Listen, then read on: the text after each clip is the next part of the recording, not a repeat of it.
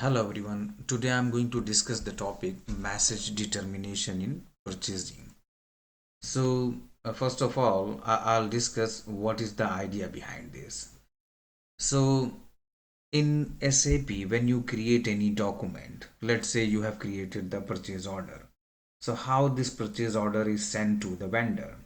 So, you can take the printout or you can send it through email or you can send it through fax or you can send it directly to the vendor through intermediate document which is idoc.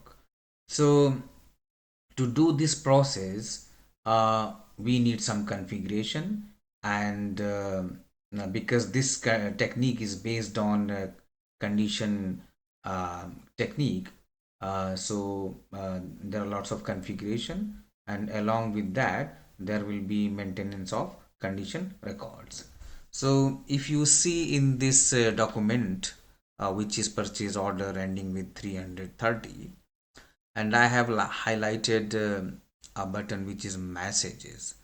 So if you print this messages button, you will see in the bottom the screen will look like the output type is ZPRT, which is print. Okay, so this output type will issue the output of this purchase order on a printer. Um, so SAP provides several options how the purchase order can be sent to the vendor.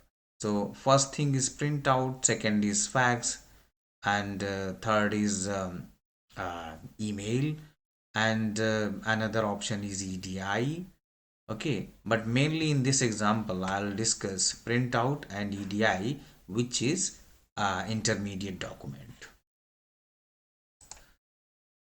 So the configuration steps are, mainly five steps. So first step is create condition table. Second is create access sequence. Third is create output type. And fourth is define message schema for purchase order. So here we'll be creating the schema, and finally in the fifth step we'll assign this schema to the purchase order application, which is EF. Once configuration is done, we will do the maintenance of condition records, so that the output is triggered based on the record which is maintained in the condition table.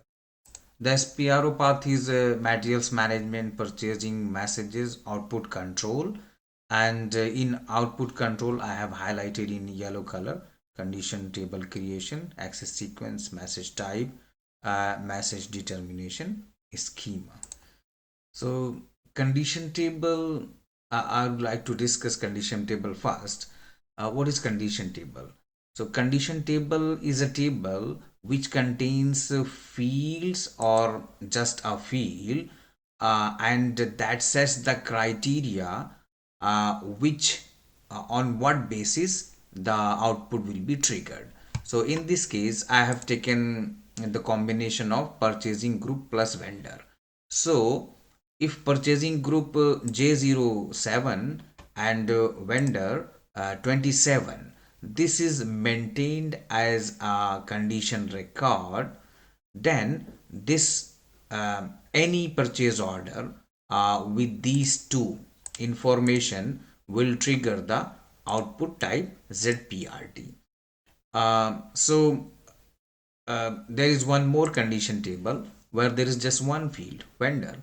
So if vendor is maintained like 29, then the output will be triggered ZPRT. So condition table is a table which acts as a selection criteria for triggering the output. In my case, I'll create two condition table. One will be 770 and another will be 780. So 770, this condition table will be having two fields, purchasing group plus vendor, and condition table 780 will just have one field, which is vendor.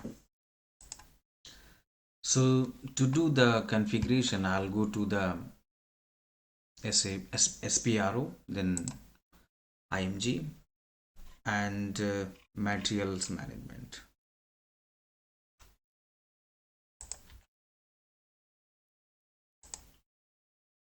Messages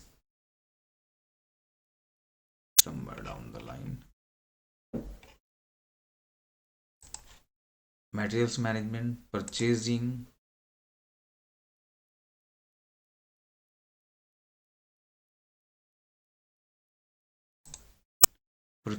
then messages.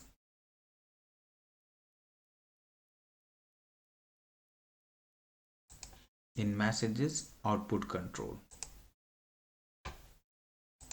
So in output control, the first thing is condition tables, and define condition table for purchase order. So I'll click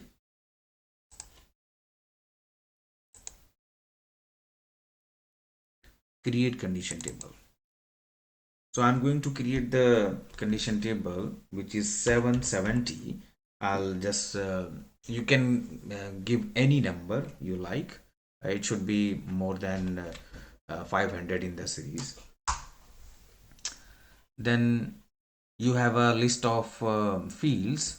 So in my case, I'm going to select purchase group and vendor. So just double click on the right side of the field and vendor, and press this generate button. It will ask for transport request. Just save it. Yeah. So it's generating. The table is generated. Again, I'll create another table, which is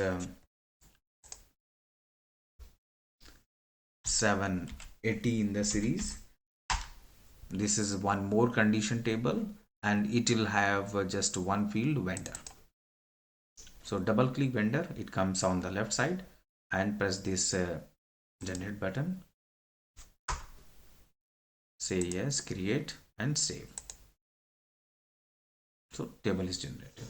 So I have created two condition tables, which first one is 770, and I want this kind of data to be stored in condition table. So first will be purchase group, and second vendor. So if these two information are maintained, then only I want to issue the output, which is ZPRT for print. Or if this combination is not maintained, in the next condition table, just vendor is maintained, so issue the output. So I'll discuss in more detail when I tell you the access sequence, how this is picked, how these two tables are picked, either 770 or 780. So the next step is to create access sequence. To create access sequence, will come again in the SPRO path where it's output control, and here it is access sequence. Define access sequence for purchase order. So just click this, and we'll create the access sequence, and name will be AS00. So just come here and click new entries and give the name.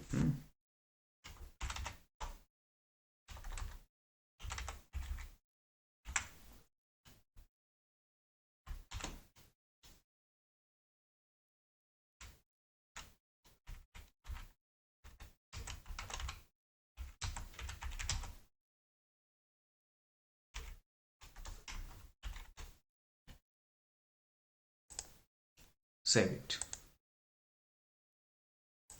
Once saved, select this and click on access